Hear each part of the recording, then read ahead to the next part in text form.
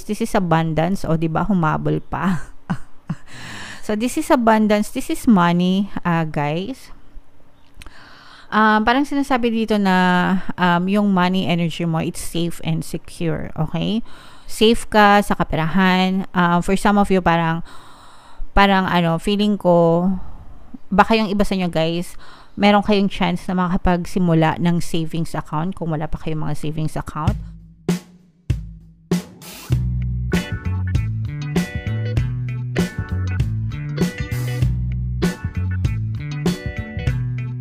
Hello guys, hello air signs. Welcome back to Pinoy Pixie Tarot. Ang pamagat ng episode natin is weekly kapalaran guys, para ngayong May 5 to 11. Tama ba? Sorry.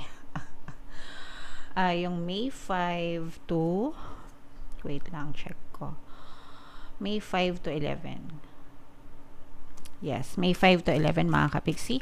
Para sa air signs, Aquarius, Gemini, Libra. So, starting this month, guys, magwi-weekly reading na tayo every Friday or Saturday night yung release nito. Every Saturday night, mga kapixie.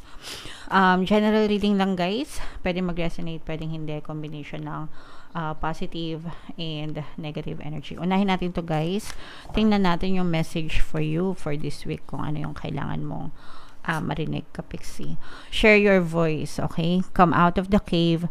Persecution, expression. Express nyo yung sarili nyo guys. If meron kayong kailangang sabihin, if meron kayong kailangang ilabas, no? Sa damdamin nyo, communicate it properly, communicate it clearly. Dun sa mga recipient, mga kapixie, kahit anong klaseng sa loobin pa yan, pwedeng sa loob ng pamilya nyo, sa loob ng tahanan nyo, pwedeng sa relasyon nyo, pwedeng sa loob ng trabaho nyo mga kapixie, sa workplace nyo, ganyan. Kung meron kayong katrabaho, may mga katampuhan kayo, whatever guys, kailangan nyong sabihin, ilabas nyo.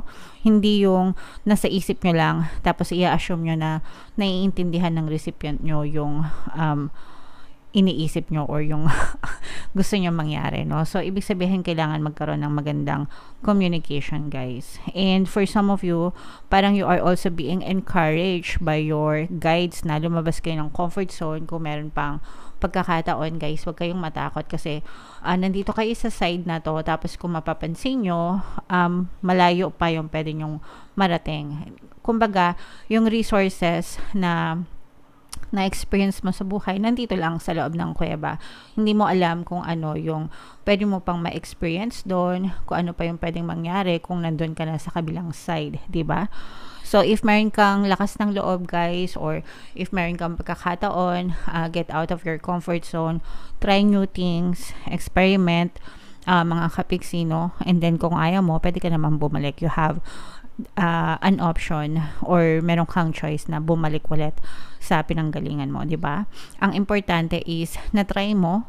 So, wag ka munang sumuko kung hindi mo pa natatry, mga kapixie. Okay? Alright. So, yan yung message for you for this week, air sign. So, hanapin natin dito yung energy ng air signs, guys. Shuffle ko to guys. Habang sinashuffle ko to, panoorin nyo muna yung video natin regarding sa ating paano mag-manifest ng abundance video course. Kapixie, sawa ka na ba sa mga struggles at hirap sa buhay mo? Masipag ka ba at masikap sa buhay ngunit hindi ka pa rin umaasenso? Ilang beses ka na bang nag-attempt magnegosyo at mag-invest pero palagi ka pa rin nalulugi? Sa pagkakataon na ito ay maaaring may subconscious beliefs ka na nagiging balakid sa iyong pag-unlad at pagyaman. Introducing, paano mag-manifest ng abundance video course. Dito ay matututunan mong ma-overcome ang mga balakid mo para tuluyan ka ng umunlad, umasenso, sumagana, maging matagumpay, successful at maswerte sa iyong kabuhayan, pera, trabaho, negosyo, salapi at kaperahan ng bonggang-bongga. Dali, mag-send na ng email sa pinoypixie@gmail.com at simulan na ang iyong pagyaman ngayon. Alright, so sabay-sabay tayo guys magpayaman ngayong 2024. Mag-avail na kayo ng course. Sobrang ganda niyan mga kapixie, no? And right now, ngayong May, meron tayong promo. Pwede kayong mamili guys. Free 1 pampaswerte subliminal o kaya naman ay 200 pesos na discount, mga kapiksi. Okay? So, mag-avail na kayo, and meron din tayong email coaching, manifest your desires using the law of attraction. If meron kayo guys na specific na gusto nyong i-manifest, pwedeng love and relationship, pwedeng money or career, mga kapiksi, pwede kayo magpabook ng email coaching session with me. Mag-send lang kayo guys ng email sa pinoypixietarot@gmail.com. So, Aquarius, air sign pala. Aquarius, Gemini, Libra. Kayo ay represent ng Father of Swords sa spread na to. So, meron tayong 7 na cards dito. Although, meron tigda dalawa kasi for clarification. Pero, nagre-represent ng each day of the week. Saturday to Sunday. Saturday ako palagi nagsisimula, guys. Sorry, Sunday pala. Sunday to Saturday. Pero, anytime, guys, within next week, pwede nyo ma-experience ito, guys. Okay? Positive and negative energy. Unahin natin ito, guys. For some of you, parang meron kayong, parang nakapag-recharge kayo. Syempre, kakatapos lang ng weekend, mga kapiksi, bagong linggo, bagong simula. So, parang you feel recharged, no? Mataas yung energy level nyo, guys. And for some of you, parang parang feeling nyo gumagaan na rin yung pakiramdam nyo, and parang meron kayong nalampasan na isang matinding pagsubok or isang problema.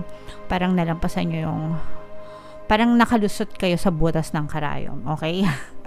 Di ba alam niyo yun, pagka lumulusot kayo sa butas na para kayong sinulid, di ba? Pag sinulid, lumulusot sa butas ng karayom, parang ang tagal-tagal, ang hirap-hirap, makipot yung dinadaanan, minsan hindi mo makita, ganyan. Pero itong energy na to is yung energy na parang nakalabas ka na, nakalusot ka na dun sa butas ng karayom. So, kahit pa paano medyo malawak na yung gagalawan mo, magaan na yung energy mo, mga kapiksi. And another energy dito is merong bagong opportunity ka sa investment or negosyo, guys. Okay? So, ito, syempre, parang introduction, ganyan. Pero, pagka may mga ganitong opportunity, syempre, you should be grateful, mga kapisi, kasi beginning of the week, tapos merong bagong chance, diba? Pero, bago kayo sumubok sa mga ganyang klase ng opportunity, make sure na pinag-aaralan nyo munang mabuti, guys. Okay? Huwag kayong basta-basta magpapasubo para hindi kayo mapahamak din. Okay? And another message, guys, this is etong opportunity, guys, na ito, parang this is in a form of message or information na pwedeng magdala sa inyo ng magandang pagbabago. Okay? Pwedeng magdala ito ng magandang pagbabago. So, make sure, guys, I'm sensing na this is also from someone that you know, no? Parang kakilala mo, parang ini-encourage ka. Although, alam natin na pag sa mga ganyang klase, medyo mag-ingat, diba? Pero, parang merong nag-aano sa'yo, nag-uudyok ba na, uy, Mare, baka gusto mong magtinda ng halo-halo, total summer, mainit, ganyan, maglabas ka lang ng lamesa dyan sa labas ng bahay nyo, di ba? Yung mga ganon. Tapos parang ikaw magkakaroon ka ng idea, ganyan. Tapos parang magdadala siya ng magandang pagbabago kasi parang magkakaroon kayo ng bagong libangan. At the same time, magkakaroon pa kayo ng source of income. Tapos yung matitirang halo-halo, di ba? Kayo na lang yung kakain. Syempre, tagdamig, di ba? Masarap. Yung mga ganon, mga kapiksi. Something of that kind. Okay? Not necessarily na eksaktong ganon, pero parang ganon na pwede siya magdala ng changes sa inyo. Alright? Another one is parang meron kayong sikreto na madidiscover, or hindi naman sikreto, pero parang merong may magtutweet sa inyo, no? Parang hindi nyo naman sinasadya na parang meron kayong malalaman na impormasyon. So, kunwari, tinaasan pala ng sahod yung asawa mo, tapos hindi mo alam, di ba? Tapos bigla mo na lang nalaman na nagkaroon pala siya ng increase sa sahod. So, yung mga ganon, no? So, yung parang hindi mo naman pinipilit alamin, pero nadidiscover mo by chance. Okay? So, it's either positive or negative yung malaman nyo, guys. Pero depende yun sa perception nyo. Okay? Pero this is not something na negative. Hindi ko nararamdaman na negative energy siya. Alright? Now, for some of you, maaaring meron magkaroon ng reconciliation with another person. Meron tayong nararamdaman na water sign, energy, Cancer, Pisces, Scorpio. So, for some of you, maaring meron mag-approach.